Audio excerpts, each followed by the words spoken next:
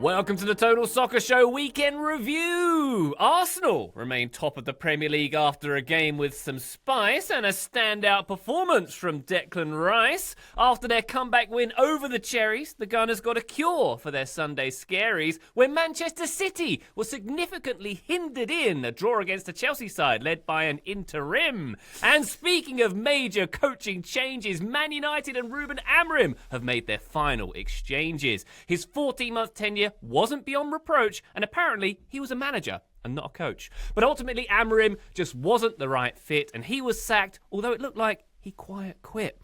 Aston Villa kept pace in the race as Ollie Watkins continued to be their ace, and something rarer than unicorn poop happened, and it deserves a claim. Wolverhampton Wanderers actually won a game. Elsewhere, Barcelona beat their Catalan rivals. Gonzalo Garcia definitely marked his arrival. Morocco moved on in AFCON and are looking pretty smart, while Wilfried Nancy's Celtic, they're falling apart. My name's Ryan Bailey. Joining me today, hey Joe Lowry, how's it going? It's going great, guys. It's January 5th. We are back in the saddle. We enjoyed a nice little kind of half week off each of the last 2 weeks. I am stoked to be back. I'm stoked to talk Manchester United. Wait, what's this? Oh, wait. Well, maybe not that last bit. But the rest of it is lovely to see you. It is lovely to see Graham. It is only a shame that Taylor Rockwell's not here with us. Indeed. Did anyone tell him that we were back today? Is that what's happened here? He's had the call. He's had the call from Big Jim, from Sir Jim. I mean, if Liam Recine's getting the Chelsea job, you know. That's right. Yeah, it's not out of the question that Taylor's getting the call from Old Trafford. If Liam Rose Sr. is getting the Chelsea job, I would assume Liam Rose Jr. is getting the Manchester United job. There we go. That's it. Yeah. Okay. Nailed it. Got it. Very good, Graham. Hello. How are you, Graham Rutten? That is. I'm good, Ryan. Happy New Year. It's the 5th of January. Is it too late to say Happy New Year? That's the yearly debate, isn't it? Today's the cut-off, I think. Today's the cut-off. Today's the last chance. So I got in there. Happy New Year. If I hadn't said that today, it would have been an unhappy New Year. So be thankful that we're recording today. How long ago did you take down your Christmas decorations, Graham? So I awoke on Friday to a notification. I'd slept in a little bit, taking the opportunity with not a lot to do on that Friday.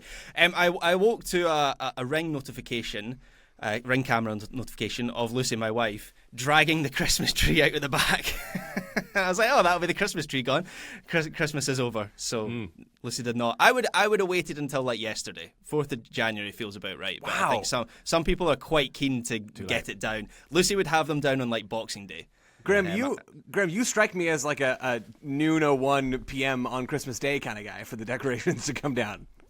Oh no! See, this is a character quirk. It's like the Disney theme parks. It's the exception that proves the rule. I like Christmas stuff. I like twinkly lights. What can I say? That would I'd have be them me up all year round. I'd have the Christmas tree down like the evening of Christmas Day and put Mariah Carey away for another year. That's what I'd do. Back in the icebox, baby. Indeed. Very good. Hey, we've got plenty of soccer to talk about, not least the big managerial firing at Old Trafford. More on that very shortly. Before we get there, patreon.com/Total Soccer Show is where you'll get our bonus content. All of the weekend that doesn't fit in Weekend Review, we have Weekend Review Extra designed just for that purpose on the bonus feed, along with many other bonus episodes, bonus video, and access to our Discord server. It's been jumping over the new year. It continues to jump. Epiphany and beyond. We'll talk about Christmas decorations and much more on there. Maybe some soccer too. We'll get there. Patreon.com/Total Soccer Show for our bonus content. Please and thank you to everybody who supports us. All right, Graham, I guess we should get to it. Ruben Amorim. Maybe he quite quit. Maybe he was sacked. Maybe we can discuss that in a minute. But after 14 months, he is no longer Manchester United head coach. I mean, some of us among the ranks here thought he might go in August after that Grimsby game with the tactics board, lest we remember that one. How many days did you miss out on your bet? This bet that you made with your father-in-law, right? Or was it with an actual bookies? I can't remember. No, it was with my father-in-law. I had a bet that he would be. I bet after that Grimsby game that he would be gone by the January 1st, 2026. He gave me 5 days. Come on, that's gutted. Why couldn't he do that last week? Very disappointing. Very disappointing. Ruben Amorim, his role at Old Trafford as well. A 39% win rate he ends with, 1.24 points per game in the Premier League. He lost more matches than he won in 2025. Darren Fletcher will be taking over on an interim basis. How many of his children will be in the squad from now on, we will see. But he's going to be in the dugout when United face Burnley on Wednesday evening at Turf Moor. Graham, it's 12 and a half years since Sir Alex Ferguson stepped down, which seems wild to me as a number. We've had a pretty disparate cast of managers coming in. Is it 7 permanent? I think 12 altogether at Old Trafford. There goes another one. Yeah, and possibly the worst one of the lot. Like, what a disaster this reign was for Ruben Amorim, and I'll hold my hands up going back to when he came in as the Manchester United manager. I thought that was a real coup. We'd watched a bunch of his sporting team in Portugal, of course. I think they just dismantled Man City in the Champions League. He was being linked with the Man City job. Like, that was a bit of the reporting at the time, was he was being lined up as a potential Pep successor. And there was a week in the summer after Klopp left Liverpool where it felt like he was going to be the new Liverpool manager. So that's all to say that his stock was really high, and I was surprised that Manchester United at that point were still able to pluck from the top shelf when appointing a new manager. He did not belong on the top shelf, at least not in this job, to finish, 15th last season, Manchester United's worst ever Premier League finish. And the way that he got away with that, Amorim, was by arguing that the groundwork was being put in place for a more successful 25-26 season. And looking at the Premier League table, this is where it is a little bit confusing. That progress is there for Manchester United, but they say the table never lies. I am calling the Premier League table a big fat liar this season, because I've had the misfortune of watching, I think, like 4/5 of Manchester United's games this season, and they're a bad team. They've been dreadful to watch. There's been none of the sort of principles and repeatable things that would suggest they're heading in the right direction under Ruben Amorim, and I had very little time for him towards the end. I found his Man United team difficult to watch. I think progress was very difficult to see in the way that they played and approached matches. And his final two press conferences, including the final one at Leeds, he complained about a lack of power. The quote being, I think you referenced it in your intro, Ryan, I'm a manager, not a coach, ignoring the fact that he was officially announced as Manchester United head coach and not their manager. Can you when he explain was what that appointed. means, Graham? What does he mean by that? So I think that line was an argument that he didn't have enough power, right? And there's some reporting coming out that he had a meeting with Jason Wilcox, who's the sporting director at Manchester United, on the Friday, and basically Ruben Amorim blew up in that meeting. And so we're joining dots a little bit here, but it seems like he wanted additions in the January transfer window for players that he desperately needs, and was told that he'd have to wait until the summer. But from where I'm sat, it seemed like Amorim, looking at the bigger picture, had plenty power. This was a club that recruited specifically for this 3-4-3 formation that never looked like a good fit for this group of players. And whoever comes in as Amorim's replacement is going to struggle for wingers, because United sold them all on Amorim's guidance. In the summer, he needed the attack upgraded, right? So what did Manchester United do? They went and spent £200 million in upgrading that attack. I think Sesko was a bit of a bust. I guess the jury's still out on him as a young player. But they went out and they got Mbeumo and Cunha, who were two of the top scorers in the Premier League last season. Two players that I was surprised wanted to actually go to Manchester United. They allowed Amorim to get rid of Marcus Rashford almost immediately. They've allowed him to sideline Kobe Menu for no real reason. So I think Manchester United went all in on Ruben Amorim, and they've made countless mistakes, Manchester United, one of which seems to have been their biggest mistake, is going all in on this guy who's just seemed like a bad fit. But the cold, hard facts of this is that Ruben Amorim delivered 14 months of the worst results in Manchester United's history. And I accept the timing is a little bit strange because, as I say, if you look at the table, clearly Manchester United aren't in the worst position. That gives them some hope for the rest of the season. But there were countless times, like that Grimsby game that you mentioned, Ryan, where I think Manchester United could have sacked Amorim, and justifiably so. So looking at the bigger picture, I don't think he has much to complain about. I think they've, broadly speaking, made the only decision they could have made after that press conference. Yeah. Joe, it seems like the hands were tired of the Man United hierarchy for that one, based on that press conference as well. But Amorim came in, Joe, with that 3-4-3 system. You could pry that back through from his cold, dead hands. He did have it pried from his hands, I suppose, eventually. And maybe he gave up a bit on his principles a bit there as well, you could argue. But what do you make of Amorim's reign at Old Trafford? Yeah, do we think it was the Pope? Like, is that really the thing that did it, when he invoked the Pope's name and then it wasn't too much longer after that we got that shape change?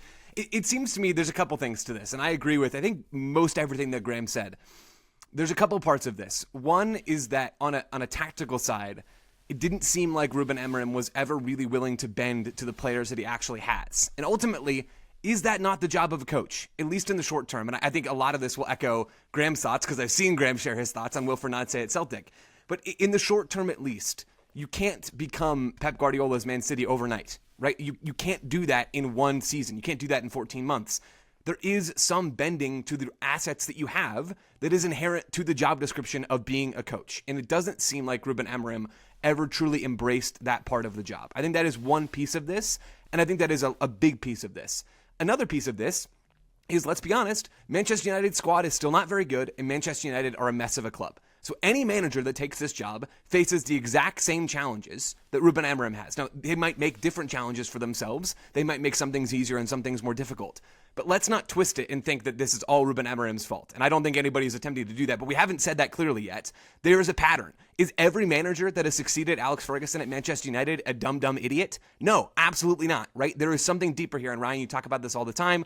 I talk about it all the time. That is why I am bored about talking about Manchester United, because it is the same conversation every 14 months. Can't wait to do it again in another 14 months. That's another piece of this, and probably the biggest piece of this. Let's do one more piece, though, and this is the funniest bit. Ruben Amorim might be the worst person at press conferences on the planet. Why? Let's think about this, guys. The Pope thing is an absolute gem, where he talks about not even the Pope can make me switch to a back four, and then he does it later. Hilarious. This guy mentioned quitting after the Grimsby game. He mentioned quitting, like unprompted, at least several times in press conferences as the manager of Manchester United. He talked about how some days he wants to be with the players, some days he doesn't. Some days he wants to quit, some days he doesn't. Dude, what are you doing?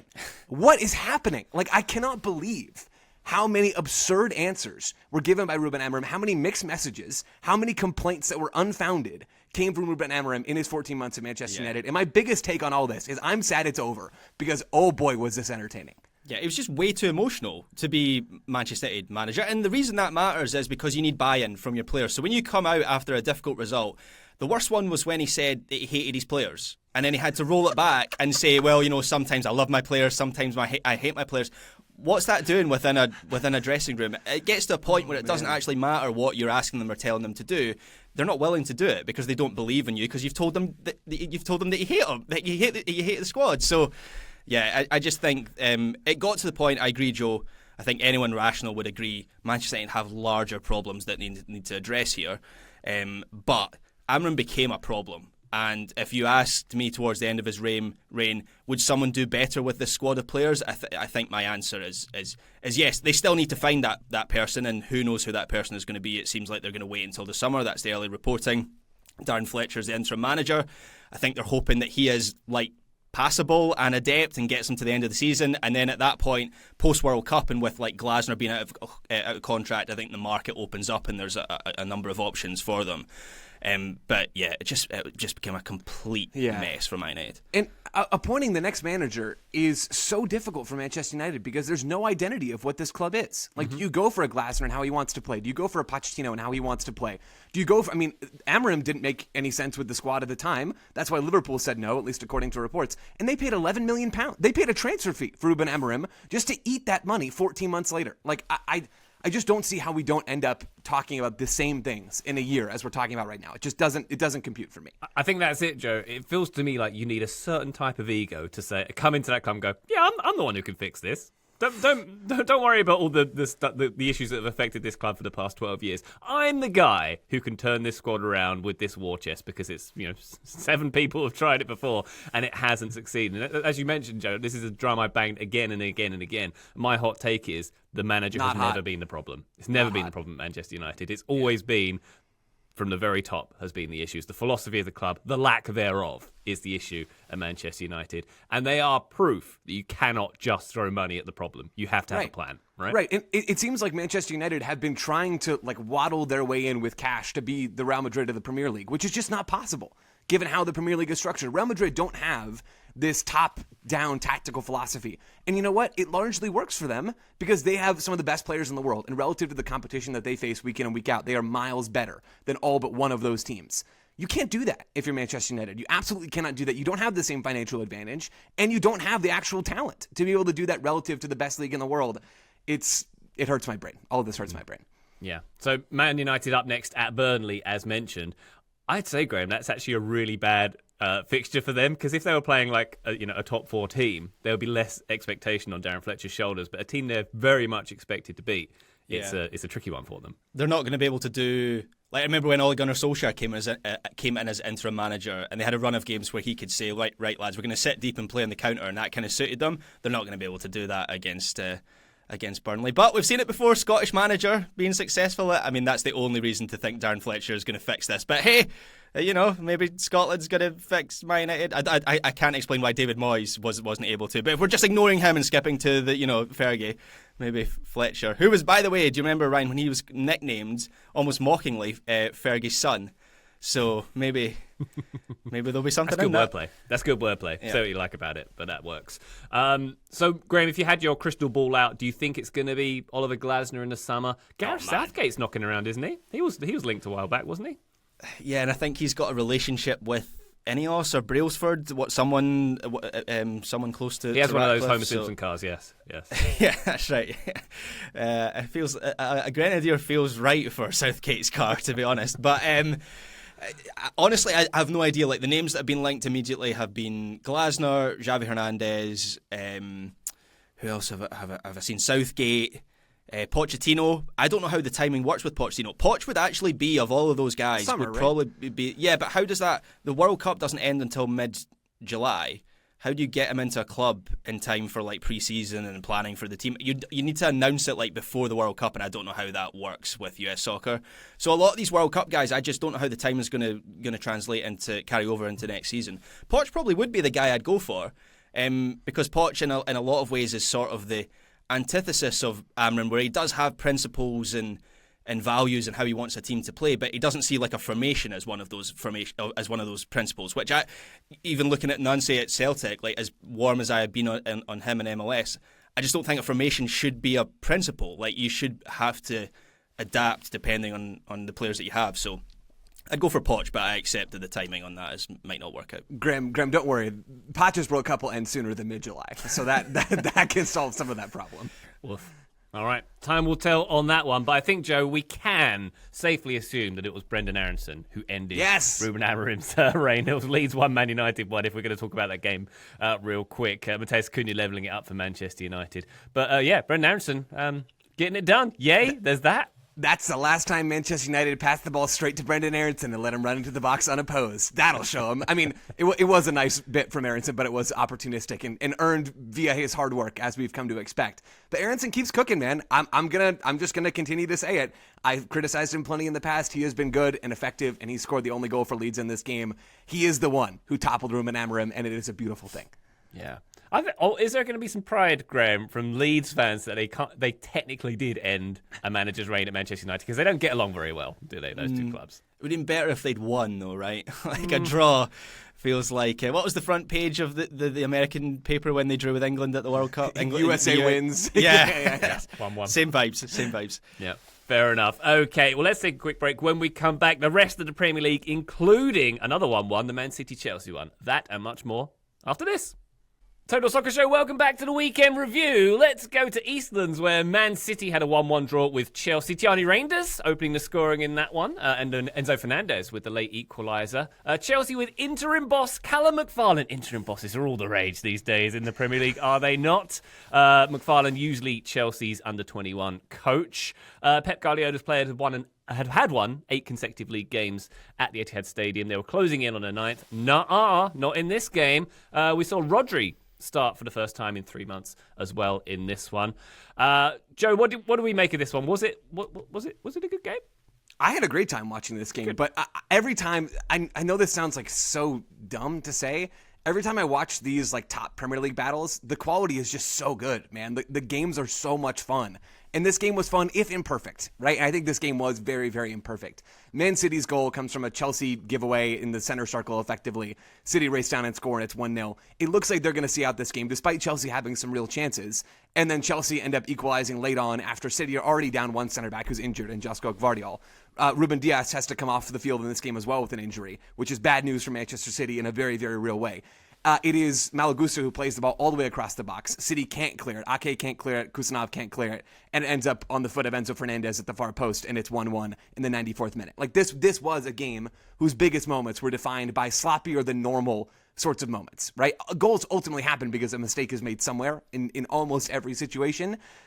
These mistakes were more obvious, sort of, than most that you might see. But one thing that really popped for me in this game was how well Chelsea adjusted. Like, the managerial situation for Chelsea is bizarre right now. Graham's going to dive into that. Callum McFarlane, who's the interim coach up from the U21s, not been in the Chelsea setup for all that long, which is a crazy story. Imagine coaching your first game against Pep Guardiola in the Premier League. Like, that is I was just imagining like his group chat with the boys, coming into this game must have been buzzing. This is a great moment. But I think McFarland played a huge role in this game with his substitutions at halftime. He switches away from what was effectively a single pivot in possession and an Enzo Fernandez, Reece James double pivot defensively into what was really a steelier midfield in the second half, where Santos comes on the field. And all of a sudden you have Santos, James, and Fernandez, who are able to better cope with the overloads that Man City were creating in central areas. And all of a sudden, Chelsea are pressing City higher, so that was a change made at halftime. Santos has equalized the numbers in that part of the field, so they're not getting played through in quite the same way. And they sort of started to take the game to City, who controlled the first half but didn't really control the second half in the same way. They are maybe, again, a little bit fortunate to get that equalizer, but they had enough chances to warrant a draw in this game.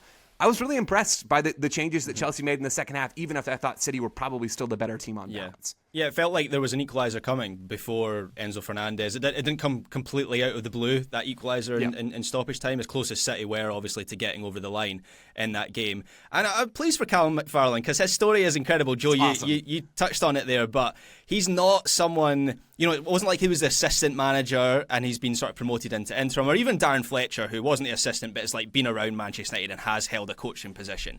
I highly doubt that these Chelsea players knew who Callum McFarland was. He didn't. I was reading, this is my favourite detail. That's the guy who hands me my towels at the training ground. Well, not even that, Ryan. This is my favourite detail. I read this. It's been reported multiple places. His access pass at the training ground didn't even allow him into the first team building before he got the call to take over as interim manager. He was very much a youth coach at Chelsea who's, for some reason, been promoted into this position. And as Joe says, like the changes that he made at the start of the second half, and then at like 60 minutes when there was a couple other changes, I thought Liam Delap, for example, was really quite impressive and made a real impact in the game and gave City centre-backs something different to think about. And of course it was a factor that City had those injuries and they had to shuffle things. But if this is his one and only game, Callum McFarland, he can feel pretty good about how he went toe-to-toe with Pep Guardiola. So cool, and won in the same way that Leeds beat Manchester United to end Ruben Amorim's reign. I wonder if there's a movie in this. Do you remember the movie King Ralph, where the story was that the royal family all tragically passed away because they were electrocuted in a photo, I think, and then the lineage passed to a schlubby guy called Ralph, King Ralph. So Ralph I'm not McFarlane. calling him. Maybe it's King McFarlane is the story right. here. Yeah, let's get that in development. And yet somehow he's still more qualified than Liam Recine is for this job. Well, Liam Recine is, as you note there, Graham, lined up. Reportedly, it might have happened as we record. Should we say who that is? Have we said who that is yet? He's the coach of Strasbourg, who is the younger sister club of Chelsea in the Todd Boehly family. He is apparently going to move up a rung to the Chelsea job. Graham is apparently very excited about that as well.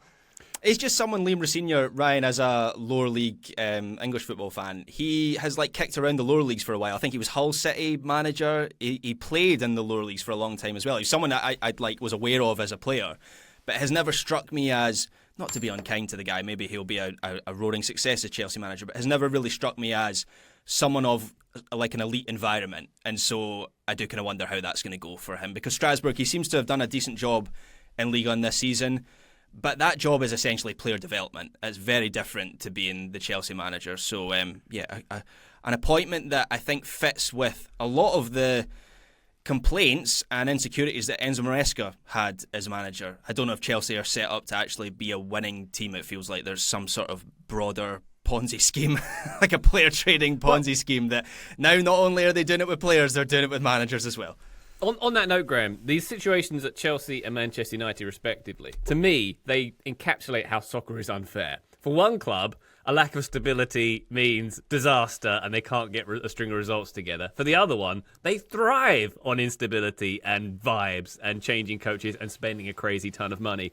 Why is it good for one club and not for another is kind of a fundamental question, isn't it? So you're talking traditionally, right? Chelsea are the one that for a long time chaos has somehow been good for them, and they've been able to win Premier League titles. I don't know if that is so. I don't know if that's the case now under Boehly. That was certainly the case under Abramovich.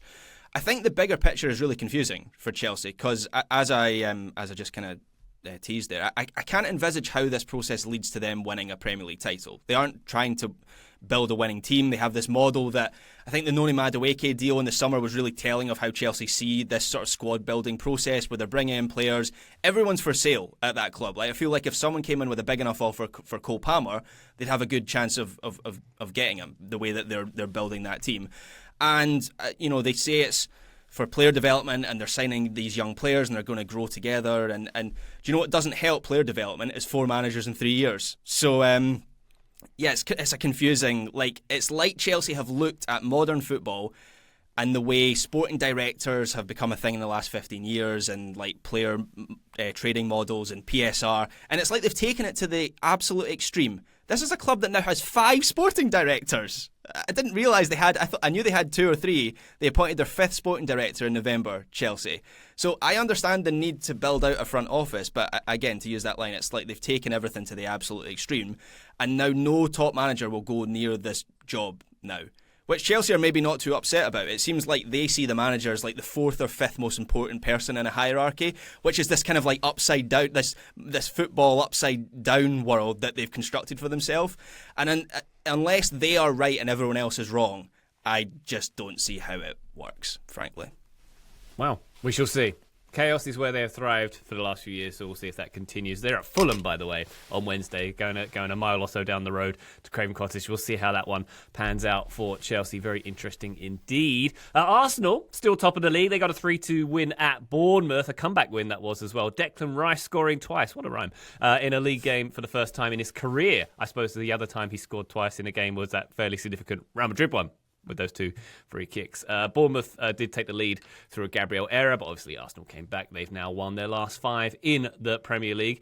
Joe, this is the sort of time of year when some of us, some cynics out there, might have thought Arsenal would start to cede a little bit of ground in this race, but no, the other way. Yeah, it seems like City are the ones doing that right now, and I am legitimately worried about what happens in the middle of the back line for Man City. They're absurdly deep and absurdly talented, but they've got a lot of injuries in that part of the field.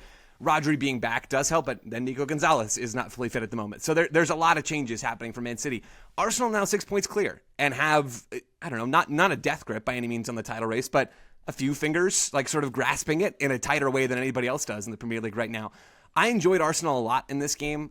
They were not perfect, as evidenced by the Gabriel mistake very, very early on in this game.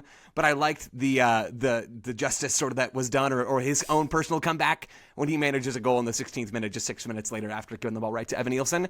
Rice, my take from last week's show, is aging much better than my Wilfried take on the Patreon, which will never be spoken of again. I was going to bring it up. Yeah. Got to get out in front of those kinds of things, Graham. That's PR 101. Rice was amazing in this game. He was absolutely amazing. And the right side of, originally it was Madueke, who was very good, I thought, in this game.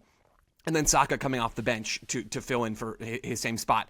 The right winger, whether it was Madueke or Saka, with Odegaard, who's looking quite good in the right half space again. And then Urian Timber as the right-sided trio, I thought was so much fun in this game. And I think it is so clear that is the optimal setup. Saka in for Madueke, of course. But those 3 with Rice occasionally drifting over to have some more fun on that side as well, or to be the option to get on the end of a cutback, which he did quite well in this game. I think that is so effective. And when you get Hincapie or someone who can be a little bit more defensive at left back, that allows Timber to have more of a license to roam, and he's so effective. He's so savvy on and off the ball in possession. I thought that worked really well. Arsenal did the classic Arsenal thing where they didn't create a bevy of chances by any means, but they were the better team in this game. They were deserved winners, and they got the result.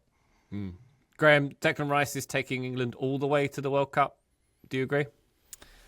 Unfortunately, the way he's playing is a real possibility. I think I'm writing something this week on how I think he's pretty close to the level that Rodri was at when he won the Ballon d'Or. I really don't think he's far off that. You could actually argue he's more of he's more rounded than Rodri was. I mean, Rodri did sort of add goals to his game, but I never saw Rice being this kind of creator, this set piece master, and his ability on the ball. I think we talk about players, by about 23 years old, we think they've sort of developed in every way that they're going to at that point.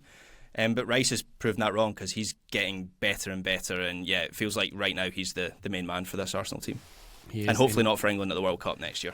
Well, we can differ on opinion there, but we must protect him at all costs, is what I would say. Arsenal 6 points clear of Man City after, of course, Man City dropping a couple of points this weekend. Another game we should mention from this Premier League weekend, Fulham 2, Liverpool 2. This one was fun. It certainly had some fun goals in it. Harrison Reed with the 97th minute equaliser, the most top corner goal of all time, I think we could call that. You couldn't get it more top corner than that. His first goal since April 2023. What a banger of a way to do it, just seconds after Cody Gakpo appeared to have won it for Liverpool in stoppage time as well. Florian Wirtz getting a goal given after VAR review. Yeah, okay. Yeah. And Harry Wilson scoring against his old club too, and he hit the bar in this one as well. Lots of narrative, Graham, in this game. And Liverpool are now unbeaten in 8 games in all competitions, which feels like the most underwhelming unbeaten run in football history, and certainly not something that they're boasting about right now, because this was a strange sort of game that encapsulated a lot of the issues that Liverpool have had and are having this season, where the game didn't really follow any pattern, because Liverpool in the first half, they did have a lot of control of possession, didn't create a whole lot, which has been a bizarre issue for them with the amount of attacking talent that they've got this season. But then at the end of the match, they completely lost that control, and it became a wild game, like a cattle charge, with both teams just going back and forward. And that was great for the neutral, particularly when that Harrison Reed howitzer went in. I made a noise watching that live on TV. But for Liverpool, just yet more proof of how this season seems to be getting away from them. Yeah, we don't have to have a full VAR chat, but it was quite perplexing seeing the evidence of your eyes of Florian Wirtz being offside, and then the graphic saying, no, he was onside. I honestly don't really know what to say. Apparently it's to do with thicker lines that have been in place for 4 seasons, but that doesn't seem to have impacted other offside decisions. So, yeah, I'll be interested to see what the PGMOL says, because he was offside. Like the line of the grass, unless the cut of the grass was squint, which I guess is a possibility, Wirtz is ahead of Diop when that pass is played. We can blame Robin Thicke for those thicker lines, although he had blurred lines. Famously, of course. We can blame him for that song as well. Yeah. And all the lawsuits that it... And all the other stuff, yeah. Inspired. Anyway, let's... we've got so many other Premier League games to talk about. Wolves getting their first win of the season. Villa with a big win over Forest. 6 goals at Everton as well. And Tottenham, whatever happened at Tottenham as well this weekend too. But we're going to put those in Weekend Review Extra, because news keeps on gosh darn dropping. While we've recorded, Wilfried Nancy has been relieved of his duties at Celtic as well. So we're going to take a quick break. When we come back, we'll go around Europe and look at that old firm game that was Wilfried Nancy's last in charge at Parkhead. Join us then. Total Soccer Show, welcome back to the Weekend Review. Let's go to Spain real quick, where we had the Catalan derby. Espanyol 0, Barcelona 2. Joan Garcia being hailed by Hansi Flick as one of the best goalkeepers in the world. The narrative here being he was an Espanyol player. There was lots of jeering. There were banners aimed at him, including images of rats and mock banknotes bearing his face, because obviously he took the cash to cross town to Barcelona.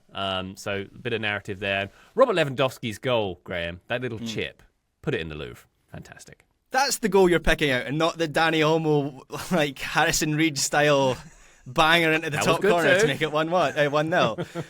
I mean, yeah, nice little finish from Bobby Lewandowski, but I think the Olmo goal was the one that sticks in the memory for me. Maybe not as much as Joan Garcia's performance in this game. Stop me if you've heard this before with Barcelona, but the final scoreline doesn't even come close to telling the full story here, because Garcia was amazing, and I think people will remember this as like the Joan Garcia game, the game that really announced himself as, as Hansi Flick says, as one of the best goalkeepers in the world. He makes, I've written out the saves that he makes in this game. He made one save from Roberto Fernandes, opening 10 minutes. It's an incredible save. It's like tips a header over the bar. There is, and from that actually, he pushes Gerard Martin into a block on the rebound. I don't know if you guys have seen this, but Gerard Martin is the player in front of him. Joan Garcia realises he's not going to get there first, and so he pushes Gerard Martin into a block. I've never seen that before, but it was really effective. Yeah. There was another one-on-one save against Roberto Fernandes when he kind of like scoops the ball away on the ground. Then there's another save round the post from Carlos Romero. There's a save from Pere Mila, header as well. So yeah, this was the Joan Garcia game, where obviously a 2-0 scoreline suggests this was a nice controlled match by Barcelona. But in classic Barcelona fashion, it was anything but. They had their goalkeeper to thank. They did indeed. Real Madrid had Gonzalo Garcia to thank, did they not, with their 5-1 win over Betis. Garcia with a pretty standout performance. Let's see which goals of his I can pick out. I mean, he had the very good cheeky back heel. It's got to be the second one, surely. The 2-0 goal was very good indeed as well, Graham, yeah. Yeah, I mean, if the Barca game was the Joan Garcia game, this was the Gonzalo Garcia game. That has to be the headline out of this match. So much Garcia. I mean, yeah, there were a number of other players who caught the eye. I thought Rodrigo was back to his best. Valverde was brilliant, pushing forward from right back, as he tends to be. Bellingham, I thought, had maybe his best game of the season. But you score a hat-trick for Real Madrid, people are going to talk about that the most. And fans have been calling for Garcia to be given more of an opportunity, because since the Club World Cup, where, remember, he was like a breakout star at that tournament, he's been a peripheral figure. He's barely featured. And the reason that fans like him, and I think there's something in this, is he's a completely different sort of attacker for Real Madrid. He's a penalty box player. And from what I've seen, an excellent finisher. Like, all 3 goals in this game were excellent. 2 of them are kind of like sort of classic striker finishes. One a header at the back post across goal. One a very nice sort of flick from across. The pick of the bunch is the one to make it 2-0, which Garcia takes on the chest, turns in the air, and then volleys into the far corner from 18 yards out. This kid clearly has something, and I think Alonso's going to have to use him more from this point on. Like, I don't fully know how he fits into the team, because someone's going to have to be dropped, but he scored something like 7 goals in 6 games for Real Madrid. Like, if that doesn't get you an opportunity, I don't know what does. Graham, this is a complete ignorant question from me, because I just don't know the answer. When was the last time Real Madrid actually developed a player who came in and had a real impact on the first team? Because I'm not coming up with any names. It's a good question. I mean, Valverde mustn't have, obviously he's Uruguayan, so at some point they've signed him, but I think comes through Castilla. Asensio last season came through Castilla, but I think he's kind of rubbish.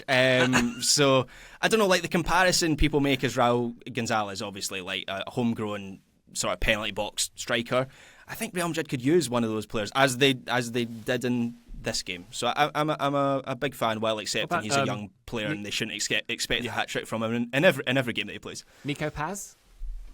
Yeah, but he's not even playing for them. Like, They still it's slim pickings. Like Morata, but they sold him and then brought him back, right? Like for 50 million. So there's not many. And Garcia's playing. Am I wrong in thinking he's playing basically by virtue of Mbappe's absence here? Yes, right? Mbappe's got an injury for the next month, so it'll be fun for the next month, looking at Real Madrid maybe being more functional as a team, and then he'll be back on the bench again, and I'm sure that they'll be dysfunctional again. Oh boy. Ruben Amorim is available. 4 points. Barcelona have a lead over Real Madrid in the Liga at the moment. Let's go to Italy. Where should we start? Milan AC got a 1-0 win at Cagliari. Rafael Leao with the decisive goal in that one, Joe. Christian Pulisic on for the last 10 mins or so in this one. Yeah, Graham got the spicy La Liga games, and I watched a couple of unfortunate Serie A games. I think was sort of the takeaway here. This was a shorthanded Milan team. So Rafael Leao, and it ended up being Ruben Loftus-Cheek, who started closest to him in their 3-5-2 setup right now under Allegri. Pulisic was rested for this game, so he did, as you said, Ryan, only come on for the last 11 minutes or so, and Nkunku is injured. So those 3 players have sort of been the primary front 2, rotated between them across this season, and one of them was around. Now, it happened for Milan that the one of them that was around scored the goal in this game, and it was a nice goal from Leao. He ends up getting on the end of a cutback from Rabiot and does just enough to put it over the line.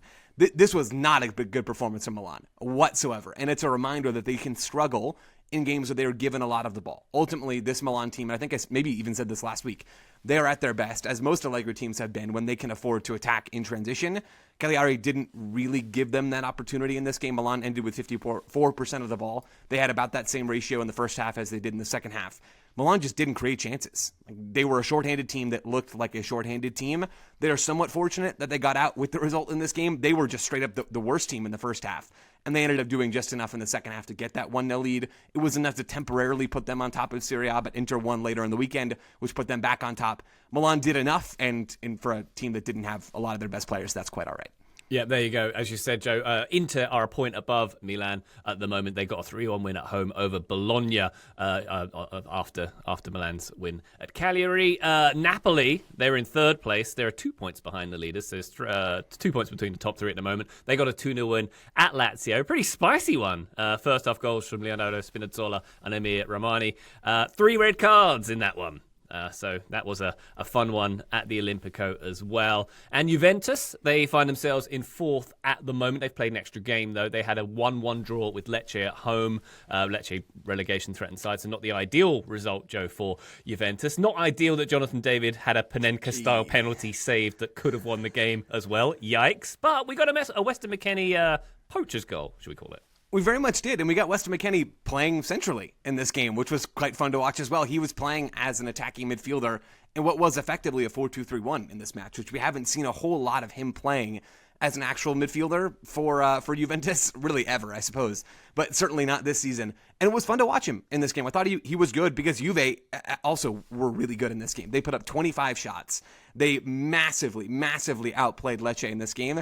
Just couldn't get the job done. McKennie was the only one pulling his weight in front of goal. Can't stop them drawing games. It turned out be done. That force is too strong. Juve against themselves always end up in a draw. The McKennie goal, though, was really nice. Good first touch in the box, good finish, and it's 1-1. Does it come after McKennie overhits a pass that was inside the 18? Yeah, a little bit, but that's all right. He ultimately had the most important action for Juve of this game, other than potentially the Jonathan David penalty. As you mentioned, Ryan, this is one that Juve will be kicking themselves that they didn't win because they were far away the better team. As I mentioned, they also have the three teams above them, I should say, in the table have a game in hand. So Inter, Milan, and Napoli all have a game in hand on Juve, who are already 6 points back, even without that, of the title race. This thing is starting to slip, and these sorts of results are the ones that help it slip. Yeah, and hot on the tail, by the way, are Roma in fifth place, also on 33 points. They participated in the Gasparini Derby, as I'm calling it. Atalanta 0, Roma 1. There we go. So Gas spent 9 seasons, obviously, at Atalanta. Atalanta won that 1-0, didn't they? Roma lost that 1-0 because it was Roma's fourth loss in 6 games. Joe was distracted because I think he's printing his resume out for one of these jobs that has come up in the time we've been recording. That's right. Celtic, Manchester United, Chelsea. So many choices, guys. So many choices. Keep on coming. Fiorentina, though, you're probably not going to get that one for now because they got a win. They got another one. They're off the bottom of the table. Moise Kean with a winner to sink Cremonese in that one as well. So good stuff. We've covered so much ground on this episode. Graham, we're going to give you the floor to talk about the old firm. Rangers with the 3-1 win at Celtic. This was Wilfried Nancy's 6th defeat in 8 games. His 33-day reign is over. Wow. That is the breaking news just as we started recording this episode. So his reign has collapsed much like Celtic did in the second half of this game. Yeah, and this was a seismic result. I'll come on to the Wilfried Nancy of it all, but in terms of this game, this was a seismic result in this absolutely crazy Scottish Premiership season. This was obviously the end for Wilfried Nancy. It felt like the end at full time. Rangers, they're now level on points with Celtic, which was unimaginable when Wilfried Nancy took over. I think they were 10 points behind at that point. They were even further behind when I think Danny Röhl took over earlier in the season. And this game, it followed a very familiar pattern for Celtic under Wilfried Nancy, where they were absolutely on top in the first half. The Rangers press was off. Celtic were getting through the middle of midfield too easily. There was big gaps in the attack. Celtic had opportunities, and Rangers, whenever they had the ball, they were panicking. And the goal by Yang to make it 1-0 was brilliant. Jack Butland might have done better with the save, but it's a great run, and he smacks the finish in so hard. At that point, Celtic are feeling pretty good about how things are going. The second half, though, was a completely different story, and Danny Röhl made some changes. Diamande comes on. That gave Rangers greater presence in the centre of the pitch. It gave Rangers a way to hold on to the ball. It also pushed Mikey Moore into a more central area to create overloads. And in that second half, Rangers overwhelmed Celtic. And exactly the same thing happened in games against St Mirren, against Dundee United, against Roma. This was a pattern for Wilfried Nancy for Celtic under Wilfried Nancy. And this is where I accept the point. There's been a lot of social media discourse around Wilfried Nancy and looking at the numbers and particularly the XG that he's had in games. And I accept that point to a certain extent. Celtic have a bad attack right now, and with better players, maybe they get better results in this very short period. But the most concerning thing was it was boom or bust for Celtic in these games. They were having great periods and then completely dropping out of matches. So I don't think the numbers in that sense told the full story. And after the game, you had players coming out and saying, like, they were being asking questions about, do you still believe in the manager? Luke McCowan gave this quote like, well, we have to. What choice do we have at this point? Like, he's done. Like, he's so done at Celtic manager. So not surprised at all. Poor guy. I feel really a lot of sympathy for him, a lot of sadness for a manager we watched work wonders in MLS at the right club, or even at Celtic and at a different time and different circumstances with different players. This works for him, but it became apparent quite quickly that this was, I think it was very similar to the Ange Postecoglou situation at Nottingham Forest, where there was just so much that he needed to mould in his own identity, at the same time as Celtic needing to win games to stop Hearts or Rangers from winning the title, and it was just a situation that was ultimately untenable for Wilfried Nancy. Yeah, I think one thing we learned in all of this is that Wilfried Nancy is better off when he has a preseason rather than actually just racing straight into battle. That did not end up working very well. It is also a wild reminder about how weird and random this sport can be. There's a tweet that's gone, I don't know, not that viral, but there's a tweet that I have noted from Niall, which is I've also seen pop up on Blue Sky. Actually, maybe that's where it's from. Celtics XG under Wilfried Nancy was nearly triple that of their opponents across his entire tenure. That is wild that they ended up being dreadful during that run, and he ended up getting fired. Like, this is a reminder about how weird and wonky and bizarre this sport is. Yeah. Graham, I like what you said about this being just an utterly chaotic and enjoyable season in Scottish football. This is another chapter in that story. For Wilfried Nancy, I don't really know what his next chapter is. There's not a single coaching vacancy in MLS right now. I would imagine he would be the first call for a lot of teams should they need one. Does he decide to take a break? Does he decide to go somewhere else? What happens to Celtic? There's a ton of questions now in the aftermath of all this. I'm just grabbing my popcorn. Yeah. I'm pouring some out for Martin O'Neill, by the way. I don't know if they've announced anything, but I'm just picturing him sitting down, putting on the Stranger Things finale, and his phone starts blowing up. I just sat down. Come on. Oh, it's I was just there Chelsea. a minute ago. Oh, it's Manchester United. Oh, it's Celtic. Yeah, I said that when Wilfried Nancy was appointed, like Martin O'Neill coming in as the most revered. Like, Joe, I feel like maybe Martin O'Neill, I think you was slightly before your time as Celtic manager. Like, the best analogy I can make is, imagine Sir Alex Ferguson went into the Manchester United job now and won 7 out of 8 games. Like, imagine the status he would have. It's similar to what happened with Martin O'Neill. And so for Nancy, I think it might have been different if he'd gone in immediately after Brendan Rodgers, because it would have been easier for him to point to that period, which was bad, towards the end under Rodgers, and say, well, that's where all the damage was done. But when you succeed a club legend who got Celtic back into the driver's seat in the title race and then blow it in the way that Celtic have in the last 8 games, just becomes very difficult to find any argument that buys you more time. Oh, boy. Well, we'll see where Wilfried Nancy gets back on the horse in due course. But that is it for the weekend review. There's plenty more weekend, of course. So weekend review extras where you're going to find out all those Premier League games we didn't get to on the main feed. AFCON. We've got Paris having the Paris derby where the stadiums are basically on top of each other these days. Wonderful stuff. All that coming on Weekend Review Extra. Patreon.com/Total Soccer Show. But for now, Joe Lowry, thank you very much indeed for your analysis and expertise, sir. Hey, thanks, Ryan. Thank you very much, Graham Ruthven. Thank you, Ryan Bailey. Let's get nobody else sacked today because we're just about to stop recording. Thank you very much, listener, for joining us on this feed. We'll be back very shortly indeed. But for now, bye.